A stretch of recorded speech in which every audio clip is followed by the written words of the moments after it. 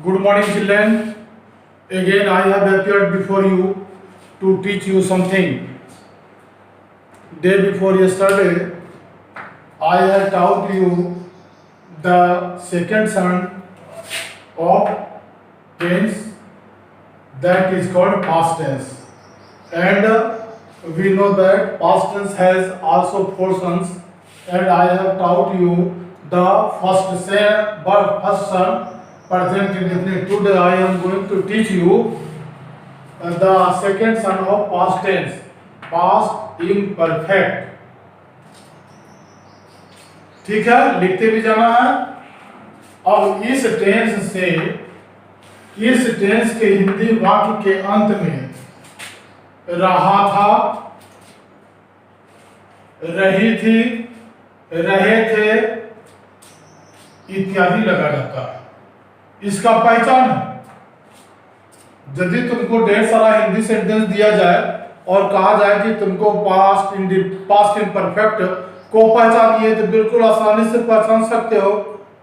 तुमको सेंटेंस का अंत में देखना है क्या लगा हुआ है। जिसमें रहा था लगा हुआ है, रही थी लगे हुआ, रहे थे लगा हुआ है, तो तुम आसानी से बोल देना कि ये पास्ट इम्परफेक्ट में है।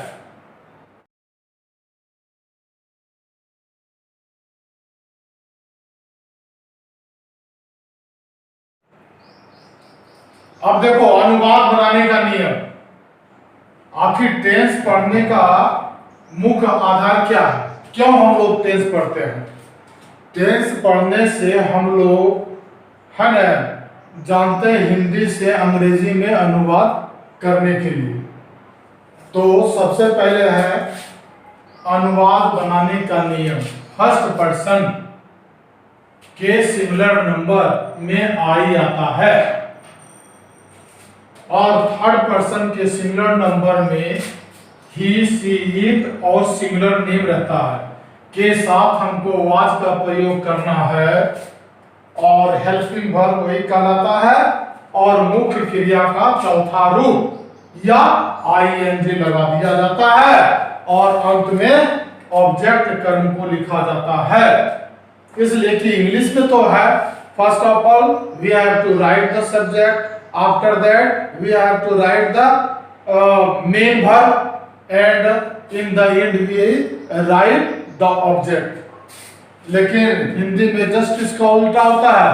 हिंदी में पहले सब्जेक्ट लिखता है, उसके बाद कर्म, उसके बाद वर्ब लिखा जाता है। अब अनुवाद बनाने का दूसरा नियम है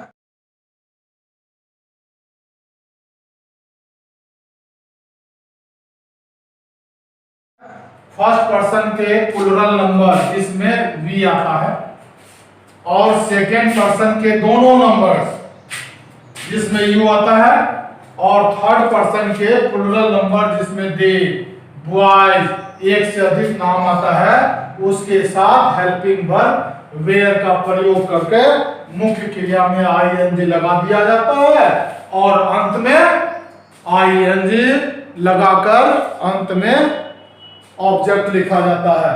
अब मैं तुम लोगों को दो चार एग्जाम्पल देकर समझाने जा रहा हूं, यह जरूरी है।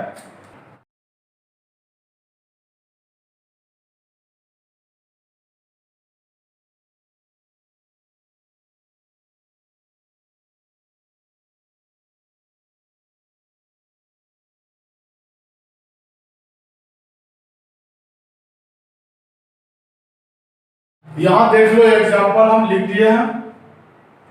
वह खेल रहा था, वह नहीं खेल रहा था, क्या वह खेल रहा था, वह क्यों खेल रहा था।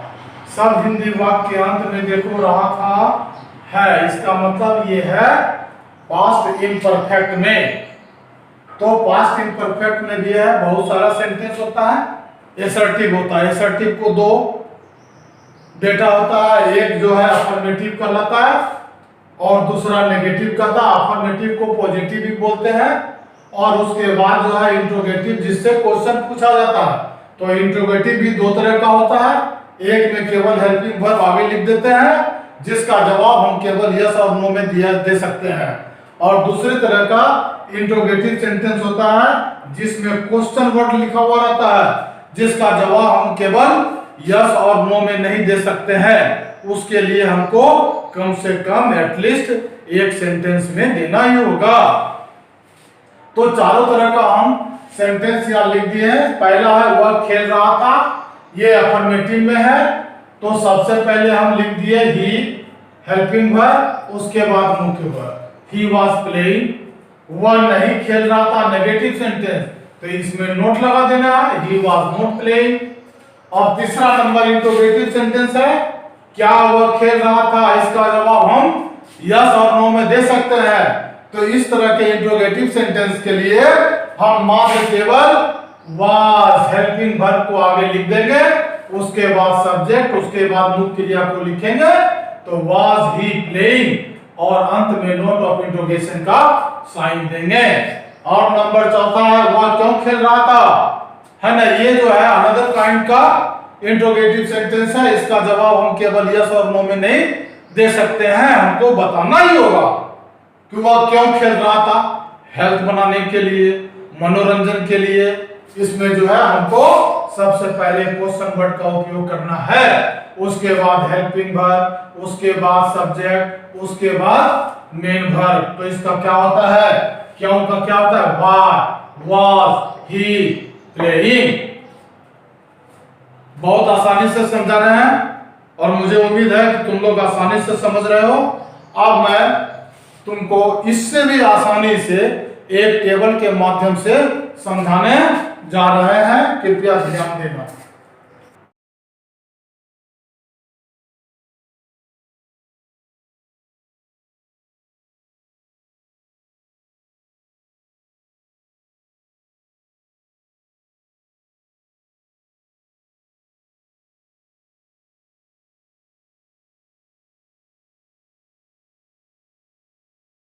देख लो, हम यहां लिख दिए short table of past imperfect tense which helps the students to turn from Hindi into English easily। लिखते हैं easily, EASLY, easily मतलब आसानी से।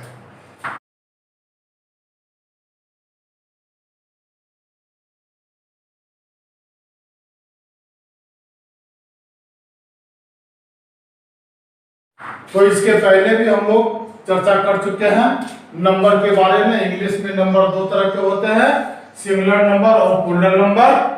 सिंगुलर नंबर से एक व्यक्ति और वस्तु का बोध होता है, और प्लूरल नंबर से एक से अधिक व्यक्ति वस्तु का बोध होता है। और पर्सन के बारे में भी हम लोग डिस्कस कर चुके हैं, फिर से याद दिला देता हूं। तो पर्सन तीन तरह के होते हैं, first person, second person, third person. तो फर्स्ट पर्सन यानी कि बोलने वाले को फर्स्ट पर्सन कहते हैं, जैसे आई और वी। आई मतलब एक सिंगुलर है, इसलिए इसको सिंगुलर नंबर में रखे। वी मतलब हम लोग प्लूरल है, इसलिए इसको प्लूरल में रखा गया। उसी तरह सुनने वाले को सेकेंड पर्सन कहते हैं। यू, इस यू का मतलब तुम एक व्यक्ति, इसलिए इसको सिंगुलर में रखे। और इस यू का मतलब तुम लोग और आप लोग, यानी कि more than one person, therefore, है ना, it is kept in plural number. And third person, जिसके बारे में कुछ कहा जाए, the person who are not present before me is called third person. इसको जो है ही, सी, एक नाम, ये सब सिंगुलर नंबर में रखा जाता है क्योंकि ये एक है। और उसके बाद दे, बॉयज, राम एंड श्याम, ये सब मोर देन वन पर्सन है, इसलिए इसको प्लूरल नंबर में रखा जाता है।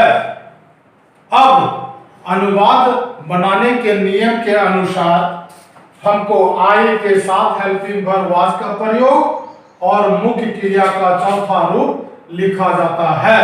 जैसे मैं पढ़ रहा था, तो आई मतलब मैं, वाज रहा था, रीडिंग मतलब पढ़ रहा था, आई वाज रीडिंग। उसी तरह हम लोग पढ़ रहे थे, वी आर रीडिंग। तुम पढ़ रहे थे, यू वी आर रीडिंग। तुम लोग पढ़ रहे थे, same, you we are reading. वह पढ़ रहा था, ही वाज रीडिंग।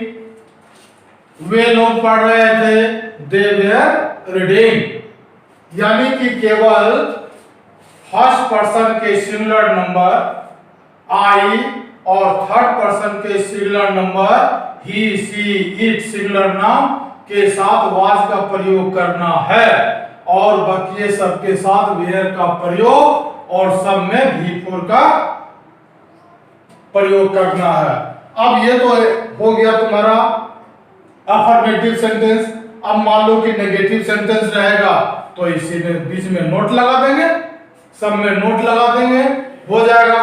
और यदि इंट्रोगेटिव सेंटेंस रहेगा तो हेल्पिंग वर्ब को आगे लिख देंगे और यदि क्वेश्चन वर्ड वाला इंट्रोगेटिव सेंटेंस रहेगा तो first of all we will write the question word, after that I will write the helping verb was or where.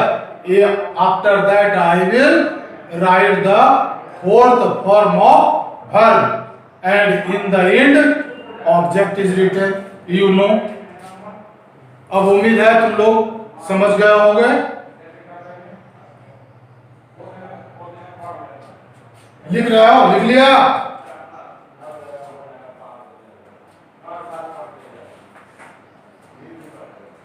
No.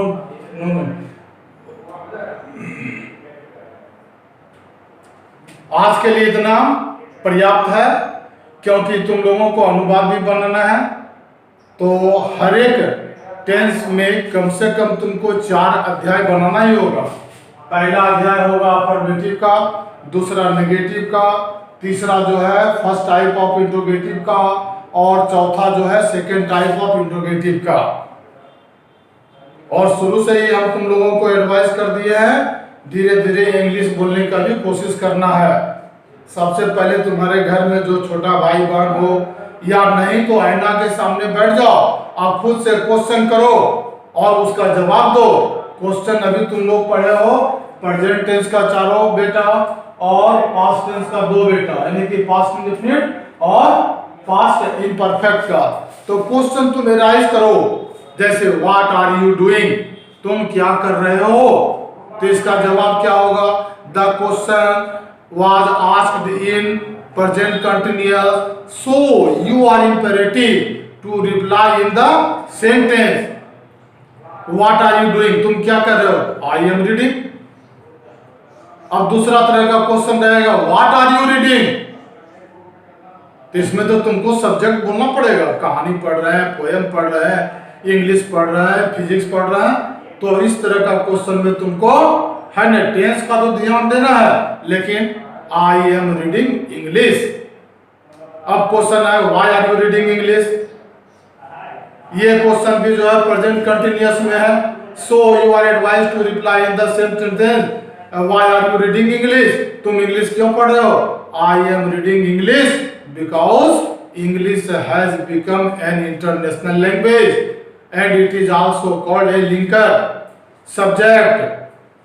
It helps us to make good relationship with the people who are living in abroad and they don't know how to speak Hindi, they know only English.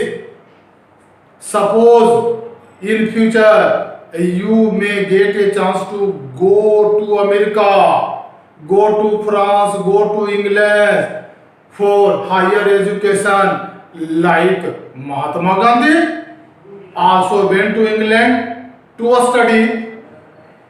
Suppose you will go and you will speak in Hindi with the people of the another country, they will not understand. By then you will have to speak in English because English is spoken in every country, or you may say English is spoken in every part of the world. So a large sum of money is being spent by your father and mother on your education, and when you will finish your study you will have to show the spent money to your mother and father by earning a large sum of money, है ना, you may earn by staying in our country, and it may happen that you may have to go to abroad to earn money. So I am of the opinion that you have to try your best to know how to speak English, and you have to do all the things in English. By then the government of our country will think over you whether he will send you abroad for higher education or not. It is enough for today, and the next day I will appear before you having anything important for you. Thank you.